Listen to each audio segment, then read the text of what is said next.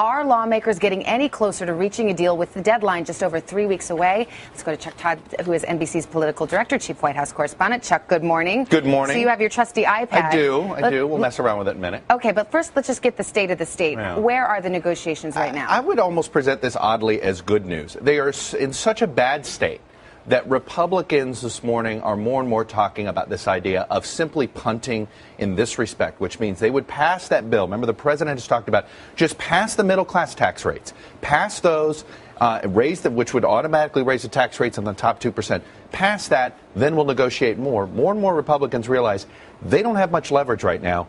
Go ahead and do that, and then have a real negotiation for the next pivot point, which would be when the debt ceiling, when we hit our debt ceiling in 2 months. So it would be postponing this fight. So it's bad news. They can't come up with a big deal.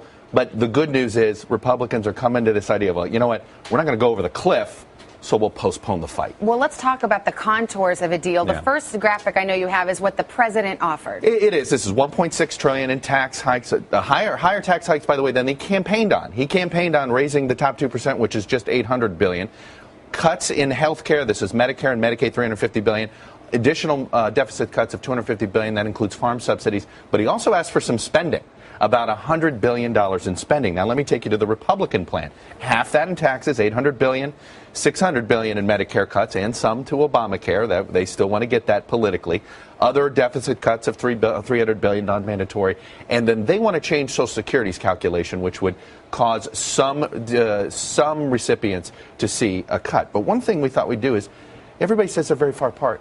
They're not that far apart, Savannah. If you split the difference, here's what it would look like. $1.2 trillion in tax rates, which means, by the way, the tax rates may not go all the way up to 39%. They could go down to 37%. You'd see about $500 billion in cuts in Medicare.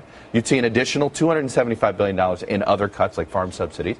You'd probably see that change in Social Security, but then you'd see the president get some of his spending. But of course, the politics are throughout this, and Speaker John Boehner is probably in the most unenviable position because he has to get the deal. He has to sell it to the far right of his caucus in the House. Can he get that deal? Well, he can if he's willing to go have the vote, have more Democrats bring it home at the end of the day, pass that legislation in the House than Republicans.